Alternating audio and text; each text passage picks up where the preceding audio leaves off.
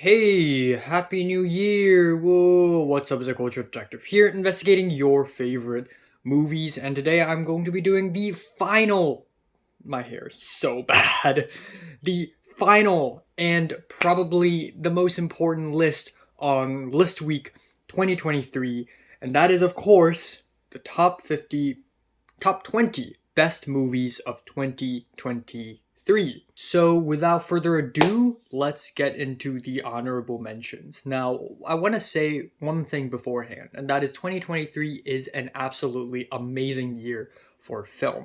There isn't a 10 out of 10 film this year, in my opinion, but so many films came so close to getting a 9 came so close to getting a 10 out of 10. A lot of them are strong 9s and decent 9s, and there are just so many great films, and it's just awesome to see film getting a comeback after COVID has sort of become less significant in the current times. So there are so many great cultural phenomenons this year, and it's just amazing to see film getting a comeback and see people caring about movies again. It's just so exciting and awesome, and as a movie lover, I love to see that. So, we have 10 honorable mentions this time around. First of all, Wes Anderson's self-indulgent, reflective, meta movie, Asteroid City.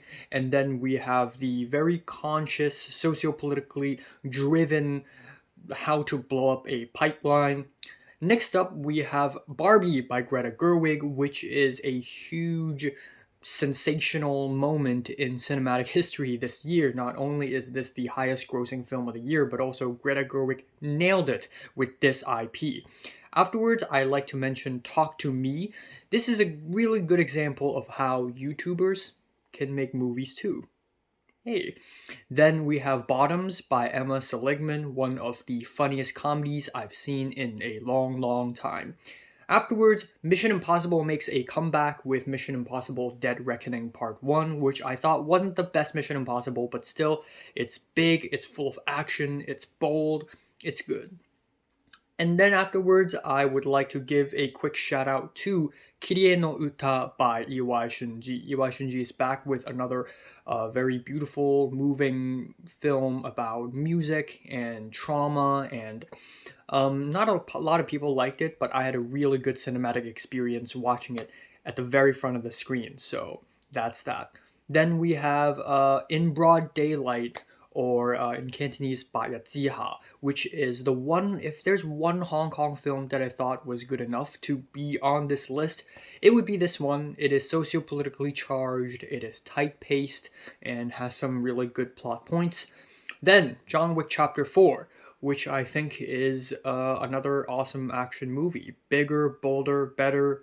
Again, story-wise, may not be great, but I appreciate for its excessiveness. And finally, I'd like to give a shout out to All the Beauty and the Bloodshed, which is a documentary from last year, but a very good, well edited, well made documentary.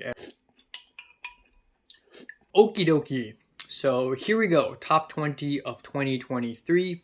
At number 20, we have another self-indulgent, self-reflective meta movie, that is The Killer by David Fincher. This movie is nowhere near as entertaining and as interesting as other David Fincher films, but that's kind of the point. David Fincher makes fun of himself in this movie, and it's almost like a parody of David Fincher by David Fincher. Again, very precisely edited and shot and filmed. It's so calculated, it's awesome, but also conceptually this movie is more interesting than the content itself, which makes it one of the most intriguing films of the year, in my opinion. At number 19, this movie is from last year but had a theatrical release in LA earlier this year, and it is Close by Lukas Dhont. Someone's calling me. And I'm back in my own apartment, and I'm going to continue doing this list. So at number 19, I'm giving it to Close by Lukas Dhont. This is actually a film from last year, Cannes Film Festival, but it didn't have a wide theatrical release this year. And yeah, I just love myself some really intimate, humane, European stories about children overcoming pain and trauma, and that's just like it's a genre of film in and of itself for some reason, and it's really well done. It's really well directed, well shot, amazing child performances, and I'm so glad that I was able to see the director and the two actors in a Q&A. And at number 18, anime sensation, truly one of the many anime sensations of this year. This is the new Shinkai Makoto film, Suzume no Tojimari, or in English, Suzume.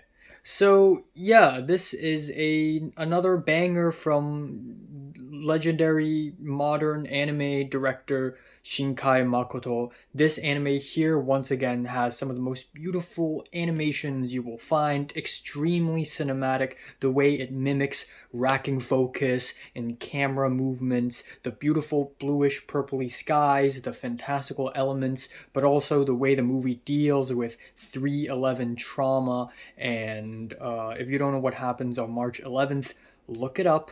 It's the earthquake, it's the tsunami, and also very timely because earlier this morning, news came that Japan is hit with more tsunami this morning. So I hope they're okay. I really do.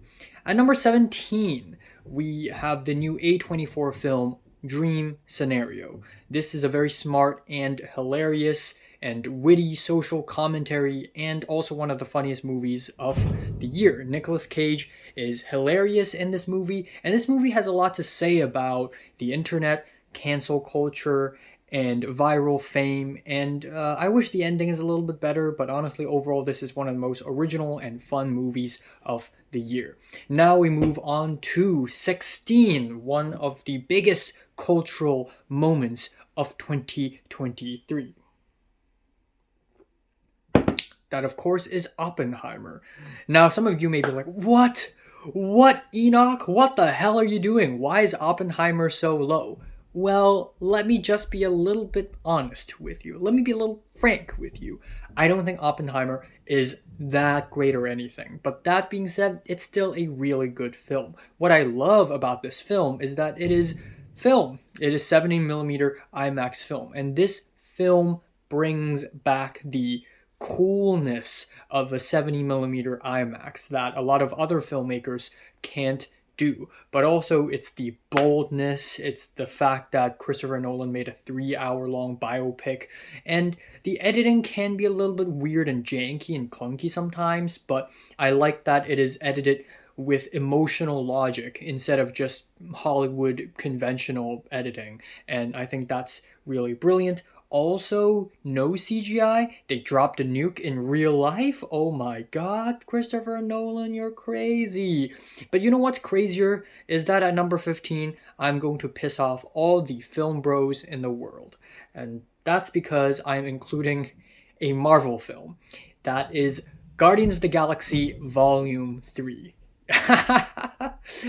All the film bros watching this video right now is like, what? I'm unsubscribing. I'm unsubscribing. So yeah, I'm putting a Marvel movie above Oppenheimer. And I've actually given this a lot of thought. I was thinking, why would I put a Marvel film above Nolan?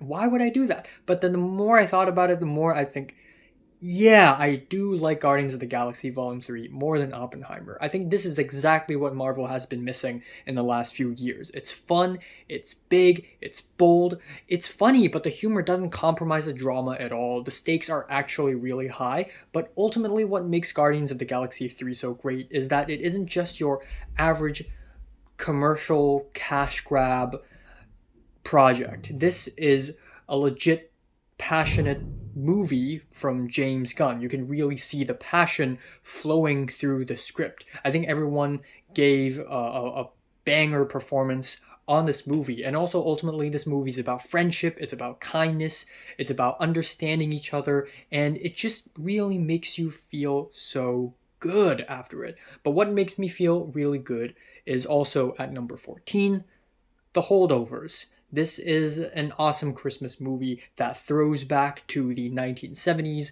with amazing chemistry between Paul Giamatti as well as Dominic Sessa, where we have a teacher and a student in a high school bonding with each other over the course of Christmas holiday. It is incredibly wholesome, humane, and it's just such a soft, fuzzy, warm movie. It's like a bowl of chicken soup, and it's such a feel-good movie. Also, probably the most likable film of the year, and reasonably so. And now we have at number 13, not so enjoyable in terms of wholesomeness. In fact, this is one of the least wholesome films of the year, May December by Todd Haynes. Yeah, this movie is not wholesome. This is actually a very sad and kind of a tragic drama. It is marketed as a dramedy, like there are comedy moments in it, but I don't think so. It's not that funny. In fact, it is a pretty sad movie with a really heavy topic, but explored incredibly intelligently, where Todd Haynes essentially put these two female characters and pit them against each other. They sort of imitate each other, they sort of show each other different sides of themselves. There's a huge push pull energy in this movie that makes it very special. And just pure drama, pure amazing dialogue, lots of subtext going on, and just insane performances from friggin' Charles Melton. Get him a nomination in the Oscars right now, please. Number 12, also a movie from 2022, but I didn't watch it until this year, and it's really great. You know what movie I'm talking about. Puss in Boots: The Last Wish. Yeah, what a huge year for animation, because a little bit later down the list we have 3 more movies that are actually animations. But what a huge year for animations, and also just top-notch, stellar animation here. It has the crazy, wacky colors and vibrance of a Spider-Verse film. It has the jangly stop motion type animation, but then it's also got the digital modern era animation. It's a mix of different styles. It's very energetic. The story structure is very, very tight paced, very memorable villain as well, and a huge moment in 2023, 2022 animation where suddenly people are like, oh my god, animation is actually really cool.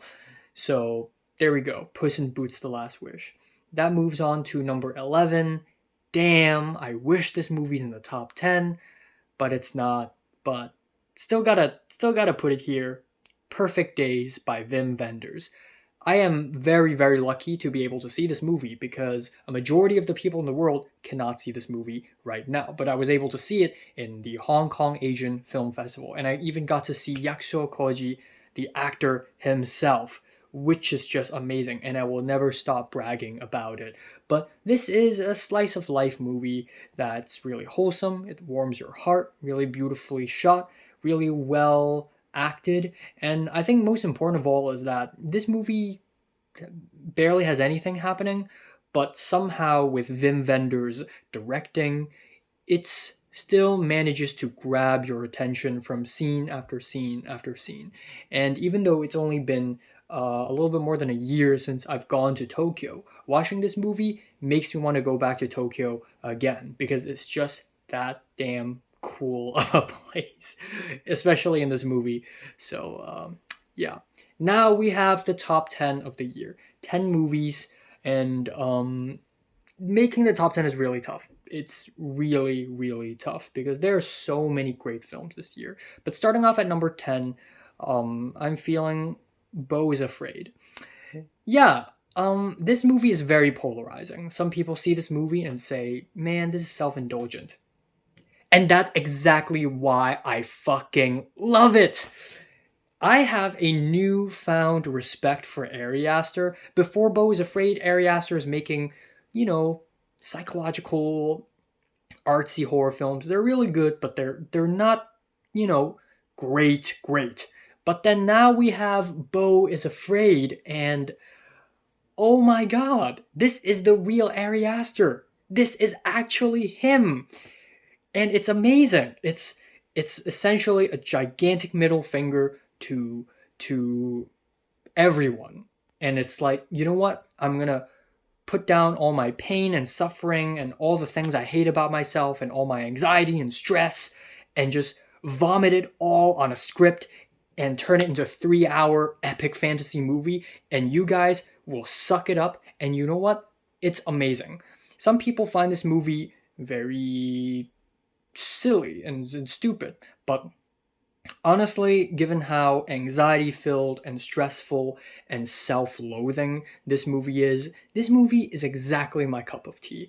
And I just really respect movie directors who say, well, fuck it, I'm just gonna do what I wanna do and film what I wanna film. And you guys, if you don't like it, then don't watch it. So yeah, Beau is Afraid. I love this movie. I really do. And now we have number nine, a movie that is far more likable by the masses, and also one of the biggest surprises of the year for me. The first movie I reviewed in the year, and that is, of course, The First Slam Dunk by Inoue Takehiko. Yeah, this is a prequel to the amazing sports manga that is Slam Dunk. But the prequel is turned into a movie, and it is directed by the manga artist um, as well, which is very crazy. But this is an amazing sports drama. And I don't usually like sports dramas, but this movie proves that sports can be extremely entertaining. I mean, sports is already extremely entertaining, but just look at me. Just look at me. Do you think I'm an athletic person? Do you think I'm like a huge basketball fan? No, but this movie might as well convert me to a basketball fan because it is very tightly paced, extremely exhilarating and exciting action, 3D animation that doesn't feel out of place and awkward, and through just very solid script and a nice switching of main characters that keep the story refreshing from front to back. Now we have number eight, also a Japanese anime film, because animation is really going off this year, and that is, of course, How Do You Live? Or the sillier, more conventional English title, The Boy and the Heron by Miyazaki Hayao. This is the new Studio Ghibli film from the boy and from Miyazaki, the king of animated film. And this is a fantastic film. And yeah, it is incredibly self-indulgent, just like Beau is Afraid. It is also basically Miyazaki making the most Miyazaki film ever, but what makes this film kind of special is that Miyazaki looks at logic and say, screw you, and throws it out of the window. This movie is completely driven by dream logic. It makes no sense, and it's completely driven by emotions. This is a movie that deals with grief and pain and trauma in the most beautiful and wonderful and imaginative way possible. And it is very self-referential, it is very self indulgent, it's full of symbolisms, and it is one really wild, beautiful ride that just brings you to the corners of Miyazaki's fantastical world. At number seven, another movie that I watched in Hong Kong, and that is a French film by the name of Anatomy of a Fall, or Anatomie d'une Chute by Justine Triet. This is a Palme d'Or winner from Cannes Film Festival this year, and if it wins a Palme d'Or, it's probably pretty good. And yeah, it is pretty good. Easily one of the most exhilarating and fun courtroom dramas I've seen in my life, but also this isn't just a courtroom drama. It uses courtroom to show a couple characters' relationship and explore their relationship in a very expansive and just intelligent way. Some of the best editing all year. Some of the best child acting all year. That kid deserves an Oscar nomination. And also that dog. The dog can act. Even the dog is good at acting in this movie. Why is everyone's acting so good? What happened? Yeah, truly one of the most enjoyable and just awesome and crazy courtroom dramas of the year and of the last few years. And um, It's amazing. Go check it out. Now we have number 6, which is also a movie from last year, but it's just so good that I realized that I should have placed it in last year's list. So instead I'm placing it in this year's list, and that is Aftersun by Charlotte Wells. Now, my reasoning for putting this movie on this list is actually, to be fair, if I had never come to Los Angeles to study, if I had stayed in Hong Kong, Aftersun is released in Hong Kong in 2023. So technically it is a 2023 film.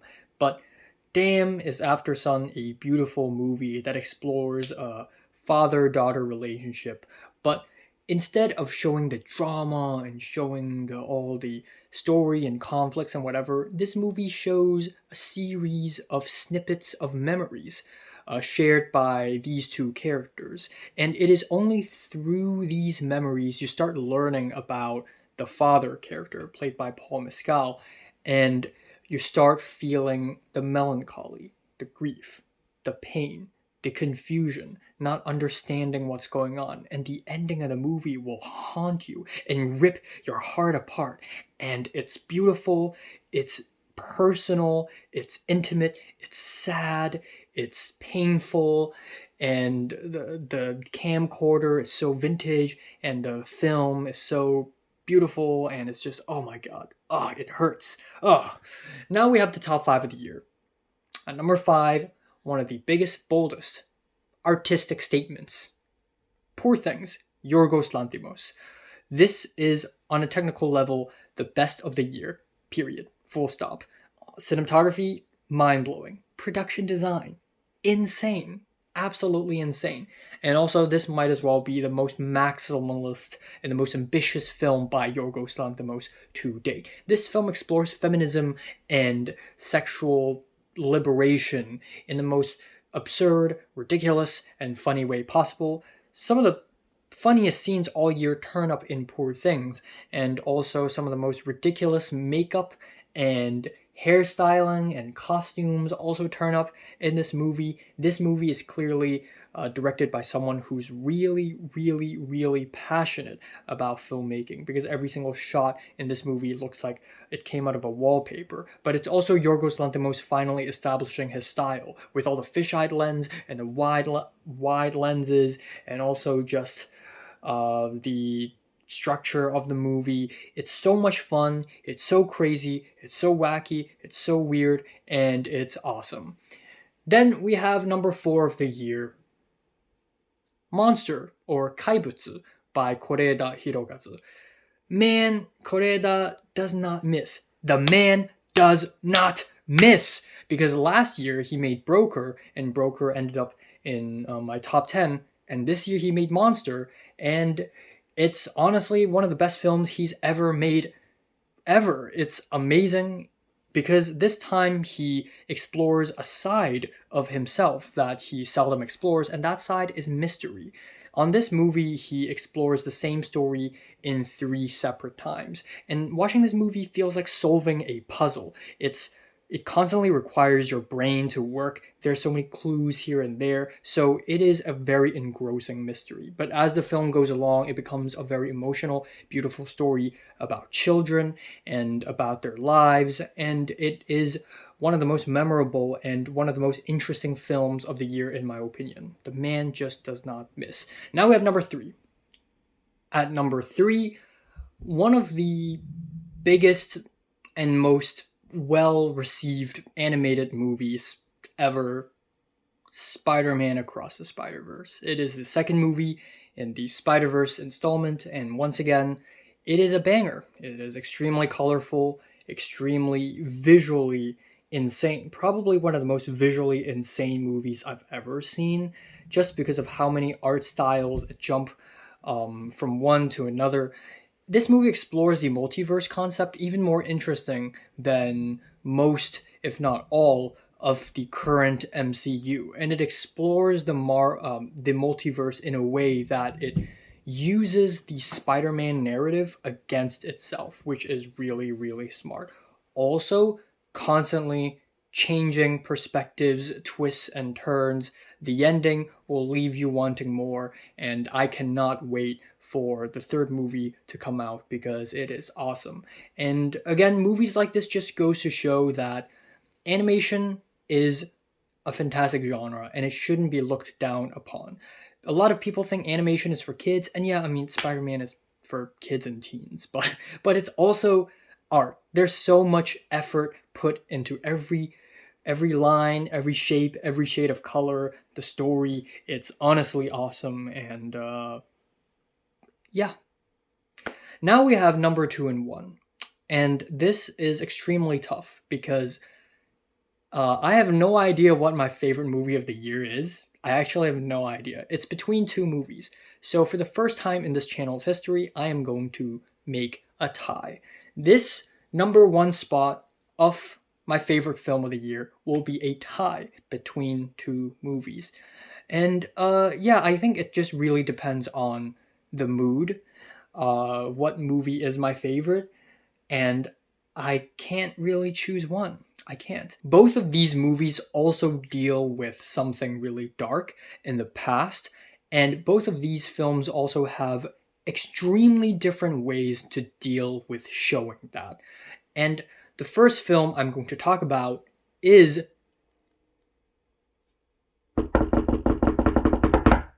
Killers of the Flower Moon by Martin Scorsese.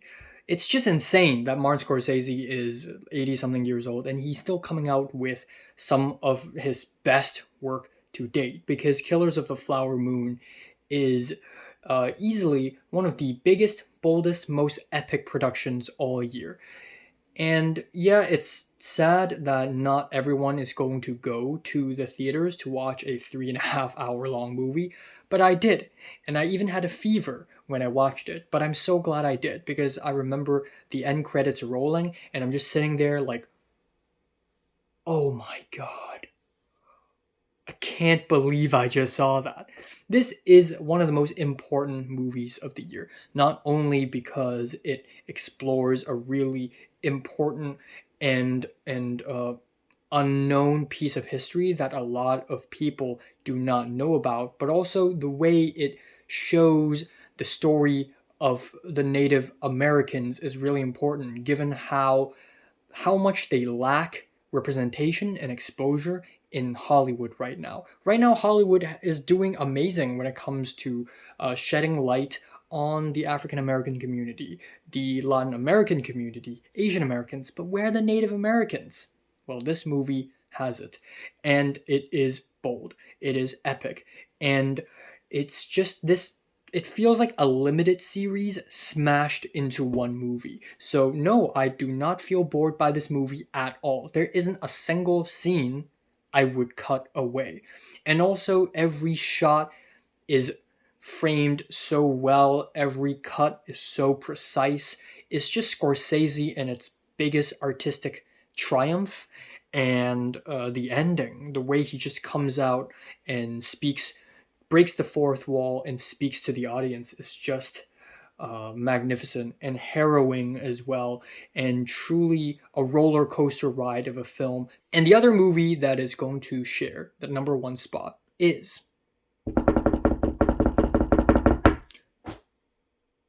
The Zone of Interest by Jonathan Glazer.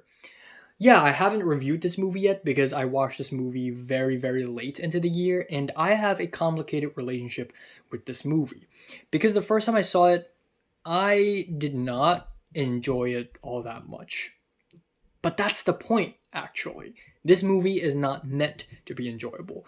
This movie essentially is the antithesis to all the entertaining, exploitative, sensational movies about very dark moments in human history. This is Holocaust cinema without the Holocaust, because the only right way to show the Holocaust is to show that it isn't happening and that there are people, Nazis, who live right beside the camp and have just no idea how horrifying things are happening on the other side of the wall. It is an experimental film It is an anti-film, and it is a constant test of what we know versus what we see. And yeah, again, this movie is not meant to be enjoyable. It's very empty. It's very nothing. And it's almost like staring into the void. It's very dark, it's pitch black, it's scary, and it does many different things to show us how sort of sad and painful that history is without actually showing us, such as using sound. There is music, but it's very scarce, it's strange, it's alien, and then we have the ending that is just incredibly brutal and jarring, and this is cinema's answer to that part of history. And in a year where we have so much entertainment going on, sensory overload, information overload, so much content, this movie is the antithesis of that. It is no entertainment, no exploitation, no sensation, no artifice, nothing. And it is as bleak and as cynical as it is painful. And honestly, one of the most important artistic statements of the year, and will go down as one of the most harrowing and chilling depictions of the Holocaust. So, yeah, these are the movies I've seen this year that are my favorites. What are yours? Comments below. Let me know. Subscribe if you want more. And thanks for watching. And this week is over. I'm going to take a break.